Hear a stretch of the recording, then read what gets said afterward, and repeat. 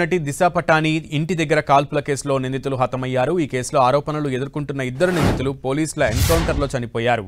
ఈ విషయాన్ని ఢిల్లీ పోలీసులు ధృవీకరించారు. దిశా పటాని ఇంటి వద్ద కాల్పులు జరిపిన నిందితులు గాజియాబాద్లోని ట్రోనికా సిటీలో ఉన్నట్లు పోలీసులకు సమాచారం అందింది. దీంతో వారిని పట్టుకునేందుకు ఢిల్లీ పోలీసులు ఉత్తరప్రదేశ్ స్పెషల్ టాస్క్ ఫోర్స్ సంయుక్తంగా ఆపరేషన్ను చేపట్టింది. ఈ క్రమంలోనే నిందితులను అదుపులోకి తీసుకునేందుకు ప్రయత్నించగా ఎదురు కాల్పులు జరిగాయి. ఇద్దరికీ తీవ్రంగా గాయాలు కావడం వల్ల సమీపంలోని ఆసుపత్రికి తరలించారు. చికిత్స పొందుతూ అక్కడే మృతి చెందారు. మృతులు రవీందర్ అలియాస్ కుల్లు, అరుణ్గా గుర్తించినట్లుగా పోలీసులు తెలిపారు.